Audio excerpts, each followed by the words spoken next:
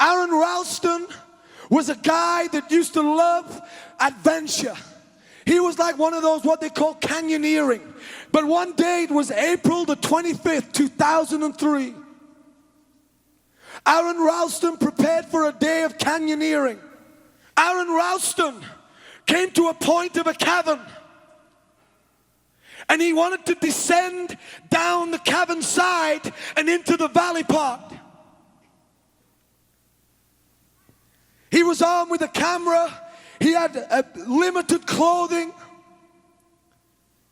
But as he reached out for one of the rocks on top of the cliff, he grabbed hold of the boulder, and the boulder gave way, and he fell down the cavern. What he wasn't ready for was the boulder that came after him. When he landed on the floor, the boulder came down and trapped his arm from here to here in the boulder. For 5 days, for 5 nights, he was trapped in a cavern with his arm crushed, bleeding. He had reached that part, that moment in a man's life, in a woman's life, that they never realize is coming. It's the moment where you have to choose between life and death. But that guy severed his own arm. He cut that thing off with a little pen blade. He said, I closed my eyes as I came to that last nerve. And he said the pain was shooting up his shoulder. But he closed his eyes and he let that blade go. He said, the next time I opened my eyes, I was free. I was free. You see, sometimes in order to live, things have to die. In order for you to walk with God, certain times there are things that you've got to cut off in order to live. Ecclesiastes 3:2-3 says, there's a time to be born, there's a time to die, there's a time to plant, there's a time to pluck up that which is planted, there's a time to kill and a time to heal.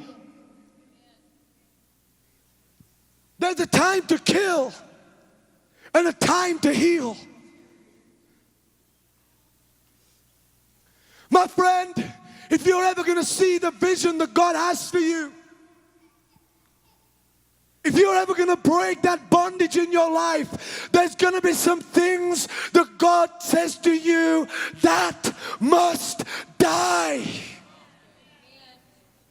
Cut it off. Sever it. Cut that vein right at the point of where it entered. Let it die. I live in a generation, they want the grace, but they won't let anything die.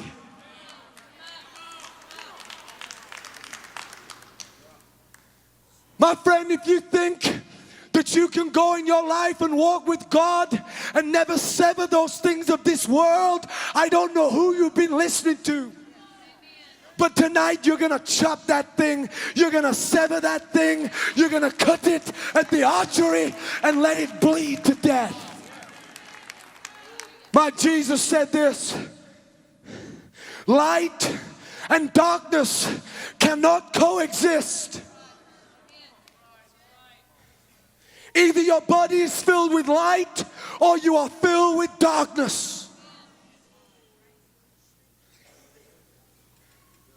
How long are you going to let that thing live? How long are you going to let that lie destroy your life? I know people, you're listening to the wrong people in your life.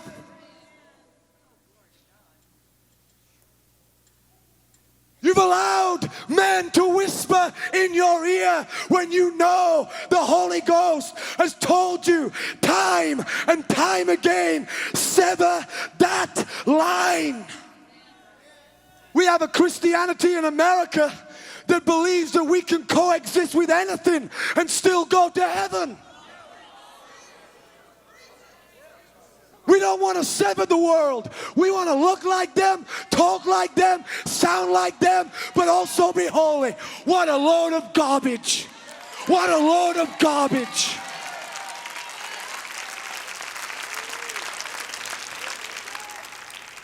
You got to learn to take that blade out, that sword of the Spirit, and you got to cut those things off, and you got to cut them out now.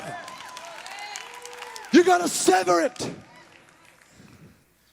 You got to kill it before it kills you. You think you can dance with the devil?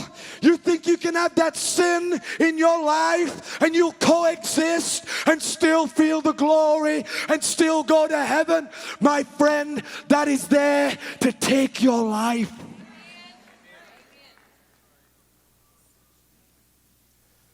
The devil has not come to dance. He's come to kill.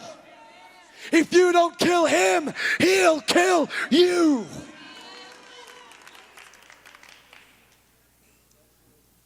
What does righteousness and wickedness have in common, says the book of Corinthians? Or what fellowship can light have with darkness? He's coming for a bride without spot, without blemish. If you love Jesus, kill that thing now while you can. Kill it, kill it, kill it before it kills you. We want to thank you for watching. If you want to know more about Shake the Nations Ministries and our YouTube channel, why don't you click the subscribe button? Also, if you want notifications of our brand new videos, why don't you click the bell? There's so much more in Shake the Nations Ministries that you can get involved in. Why don't you click also the link to our website to find out more? To find out more about our humanitarian arm, Hope of All Nations, make sure you click the Hope of All Nations button where you can learn about us taking the gospel to thousands of children around the world and our work in the ground of the nation of Honduras. We can't wait to see you next time.